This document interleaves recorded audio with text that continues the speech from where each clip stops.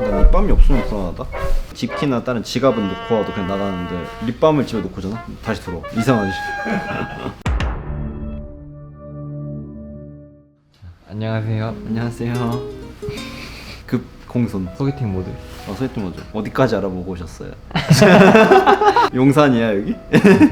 증시가 매일 오르네. 요새 주식 투자가 너무 쉽더라고요. 그치 뭐 사면 오르는 시장이니까 코인 시장이 막 그렇게 활기를 띨 때 주식 시장을 약간 위로해주는 느낌이야. 거기 막 잘 가는데 여기는 막 죽쓰고 있으면은 진짜 너무 서러울 텐데. 그래서 저도 계속 이거 찍으러 와야 되나. 사실 돈 벌면 되는데. 난 너가 주식으로 돈 벌면 항상 놓아줄 자세가 돼 있어. 언제든지 우리 팀원들이 돈 벌면 나한테 박수 쳐주려고. 진짜 이렇게 해야지. 일단 바로 인사드리고. 그러면은 앞으로 한 5년만 더 찍으러 올게요. 5년? 나 5년이면 오늘 철강주가 많이 올랐어요. 중소형 철강주도 되게 많이 오르고. 맞아. 대형사들이 날뛰니까 지금 중소형사들이 실적이 좋아질 거다 막 이런 거 상관없이 이제 막 뛰는 구간까지 왔더라고. 그쵸. 그냥 스틸 이런 거 들어가면 다 오르는 것 같아요. 뒤에 뭐 철강 스틸 붙으면은 이제 막 전형적인 테마의 시작이지. 철강 우리가 얘기한 지 꽤 됐는데 지금 막 이렇게 되는 거 보니까 너무 재밌어. 물론 장세가 좋아서 그런 것도 있지만. 진짜 신기한 게 포스코가 올라가 버리고 몇 번이나 기회 놓쳤다. 근데 오늘도 보니까 기회는 항상 많았다. 진짜 내가 물린 거 꼭 사. 진짜. 근데 지금 꽤 많이 나는 주가에 그런 모멘텀들이 반영되었다라고 보는 시점이거든 지금부터는. 근데 사실 뭐 사이클상으로 봤을 때는 뭔가 되게 더 갈 수 있는 그런 요인들이 많을 것 같은데. 왜냐면 이제 막 생산을 줄이기 시작했고 이제 막 증치세를 폐지했고 지금 이 철강 가격을 만든 제일 큰 원인은 중국의 중소형 철강사들이지. 얘네는 말을 안 들어. 줄이라고 해도 그냥 뒤로 가서 막 계속 생산하고 고로 폐쇄하라 그러니까 다시 돌리고. 그래서 감산 이슈가 나와도 매번 이렇게 지켜지지 않는 약속이었던 거지. 근데 지금은 환경 규제라는 큰 틀 안에서 움직이니까 너네 이거 환경 비용 감당 못할 거면 생산하지 마. 그러니까 중국에 지금 오히려 큰 철강사들은 주가가 오르고 있고 중소형사들은 지금 주가가 막 안 좋은 이유가 지금 이 환경 규제를 해결할 수 있는 철강사들이 생각보다 없다. 중국에 그 비용을 감당하기도 어렵고 그리고 증치세를 환급 못 받는 그런 요인들 때문에 수익성이 되게 악화돼서 공급을 늘릴 수가 없는 거다. 근데 결국 엄청나게 명확한 불이익이 존재해야만 중국의 중소형 철강 업체들이 생산을 안 할 거잖아요. 그치. 그런 명확한 불이익이 있나요? 그게 나는 증시세 폐지. 증시세 폐지. 폐지까지는 사실 간 적이 없었다. 이거는 뭐 중국의 이야기이기도 하지만 한국의 이야기가 될 수도 있는 거지. 한국도 탄소 배출권 기준이 계속 올라가고 있잖아. 포스코에서도 많이 생산하는 만큼 탄소 배출권을 사와야 되는. 그래서 항상 내가 어떤 산업에서 가장 큰 대표 기업들을 사는 이유는 이러한 이슈에 걸려도 해결 포인트를 찾을 수 있고, 왜냐면 규모의 경제가 있기 때문에 이 아래 소형사들이 그런 환경 이슈로 힘들어할 때 그 수익을 오히려 온전히 대형사들이 다 가져가 버리는 승자독식 사회가 열리는 그런 걸 경험을 많이 해봤기 때문에. 근데 일단 포스코 기준으로 작은 금액이 하잖아요. 그치. 근데 이게 앞으로 비약업수적으로 높아질 수 있을까요? 그건 사실 정부의 스탠스에 따라 달린 것 같아. 어느 정도까지 선으로 상한을 계속 높일 것이냐. 탄소 배출을 감축하면 감축할수록 탄소 배출권 가격이 기하급수적으로 뛰기 때문에 그런 비용도 사실 엄청나게 올라가겠지. 근데 이건 뭐 철강사만의 문제는 아니라서, 이게 만약 모든 자동차 회사, 철강사, 에너지 회사들이 이 기준에 맞춰야 된다라고 한다 그러면 탄소 배출권의 가격이 굉장히 많이 올라갈 수가 있겠지. 그래서 그런 이슈를 뭐 지금 당장에는 노이즈가 되지 않겠지만 그게 규모가 너무 커지면 당연히 문제 삼을 수 있는 요인이 될 수도 있다.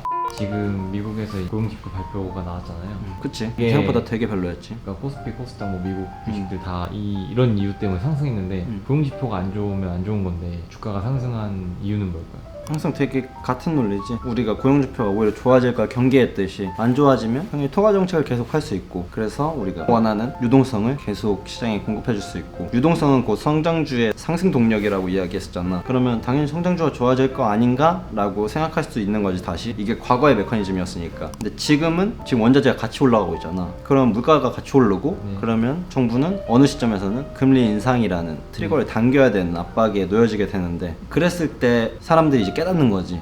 그러면 이거는 기존의 전통산업이 강세가 될 수 있다. 원자재가 쭉 올라오고 지금 전통산업들의 가격 마진이 좋아지니까 성장주보다 그럼 가치주가 다시 괜찮은 거 아닌가?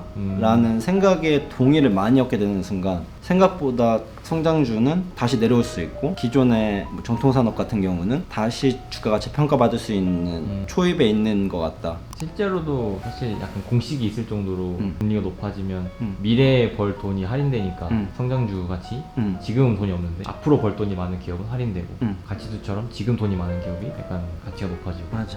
특히나 뭐 조선을 요즘 자꾸 팔로우하게 되는데 자연스럽게 보면은 하반기부터 본격적인 이슈들이 나오고 조선의 공급이 늘어나려면은 사실 지금 해운 시장 그 시장이 공급이 늘어나게 될 시점은 사실 2022년, 2023년이라고 보거든. 저 배가 지금이야 만들어지기 시작하는 거니까 그때 가서야 이제 가격 안정화가 시작될 텐데 근데 그렇다고 해운 주식을 지금 살 수 있겠냐라고 하면 그건 또 뭔가 무섭고 너무 많이 올랐으니까. 그래서 코로나 시대 때 순간적으로 셧다운된 공장들이 너무 많잖아. 공장들이 이제 재가동되는 수요가 들어오고 순간적으로 쇼티지가 전체적으로 많이 모든 산업에서 발생하고 있는데 조선도 그 중에 하나가 될 수 있으니까 사이클이 뭔가 추세를 지금 이루는 시점이라고 본다 그러면 굉장히 초입이 될 수도 있는 상황일 것 같다. 이게 결국 가격에 다 묶이는 거잖아요.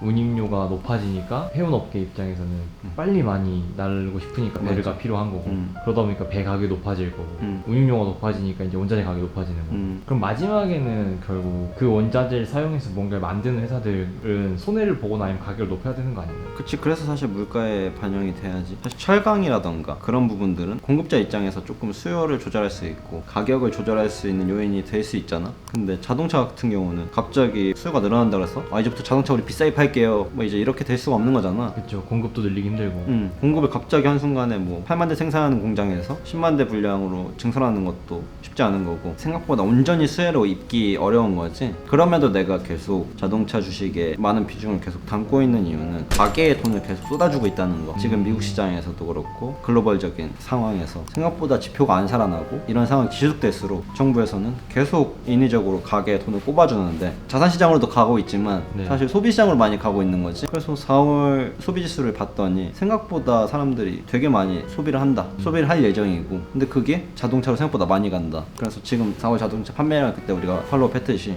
굉장히 지금 상황이 좋은 상태고 고용지표가 살아나지 않는다는 거는 지금 통화정책 계속 할 수 있다는 것. 그러면 또 결국 가게에 돈이 들어갈 텐데 그러면 자동차 판매는 또 연속성을 만들어줄 수 있는 요인이 되는 거지. 사실 자동차 쪽에서 쇼티지가 나고 있는 건 반도체의 영향이 크잖아. 차량용 반도체에서 금방 해결될 거라고 보고 있고 그래서 그것만 해결되면 자동차는 쭉쭉쭉 더 나갈 텐데 그리고 나는 이게 뭔가 2월 된다고 보고 있거든. 못 사고 있는 거니까 못 사고 있는 거지. 결국 사게 되는 수요니까. 그 지표를 약간 참고하시는 게 중고차 가격인 거죠? 그치. 근데 지금 중고차 가격이 엄청 잘 방어되고 딜러 마진 스프레드도 굉장히 좋아졌다. 근데 2월 되고 있다라 그러면 사실 실적에서는 뒤로 밀릴수록 더 좋아지고 있는 거니까 산업 전반적으로 다 지금 호황인 것 같아. 영원히 중국이 감산했으면 좋겠다.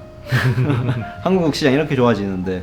그러네. 이게 저희 같은 특히 2030은 못 겪어본 호황이잖아요. 그치. 근데 이렇게 잠깐이나마 느껴보니까 그니까 너무 좋지. 지금 확인하면서 사도 돈을 버는 그치.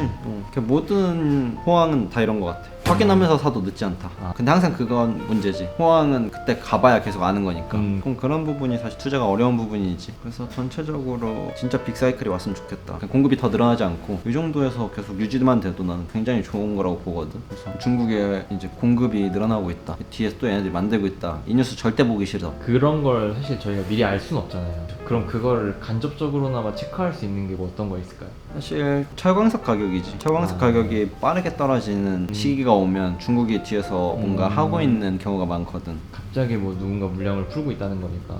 특히나 중소형 사들은 말을 잘 안 듣기 때문에 그게 조금 항상 걸려. 중국의 중소형 업체들은 탄소 배출권을 따로 안 사도 되는 건가요? 걔네는 생산을 줄여야지. 살 돈이 없을 거라 아마. 내가 볼 땐 어길 수도 있어. 그러니까 무시하고 한다는 거죠?